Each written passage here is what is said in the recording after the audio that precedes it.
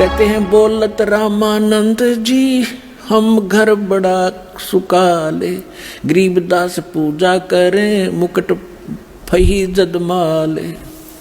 परमात्मा कहने लगे सेवा करो संभाले करे, सुन स्वामी सुर ज्ञाने, गरीबदास सिर मुकुट में माला अटकी जाने। स्वामी घुंडी खोल कर फिर माला गल डारे, गरीबदास इस भजन को समझ सके कर तारे। रामानंद जी मान गया कि मेरे इस क्रिया को भगवान बिना कोई जान नहीं सकता, ये सामने सचमुच परमात्मा खड़ा है। डोढ़ी पर्दा दूर कर लीना कंठ लगाए, गरीबदास गुजरी बहुत जब बदन में लाया। कि उस समय सामने भगवान खड़े, एक तरफ सारा समाज जिसमें महिमा का उसका झंडा बंधा हुआ था, तो कहते हैं उसका गिल्ला मन मोथल पोथल तब तेरी हुई, लेकिन सीने से लगा लिया। क्या कहते हैं, मन की पूजा तुम लखी मुकटमाल परवेश, गरीबदास गत को लख तेरा कौन वर्ण कौन भेख। ओए होए।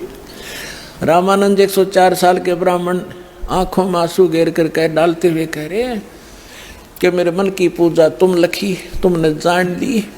मेरी मुकुट में माला फंस गई, तो डालना चाहा था मुकुट में, कहा उलझ गई थी। तब मालिक ने कहा था इसको खोल के गुंडी फिर गल में डाल दी। मन की पूजा तुम लखी ये मुकुट माल प्रवेश।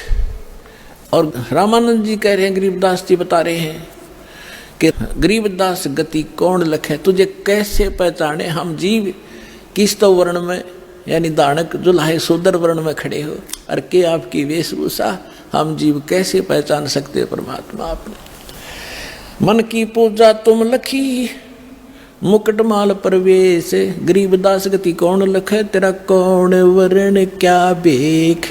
फिर कहते हैं ये जो दीक्षा तुम दी मान ली मन मोरे, गरीबदास तुम कोमल पुरुष और हमरा बदन कठोरे। अब बुद्ध विद्वान पुरुष थे, समझ गए कि मेरा अहम तोड़ा है, अहंकार टूटे बिना भगवान मिला नहीं।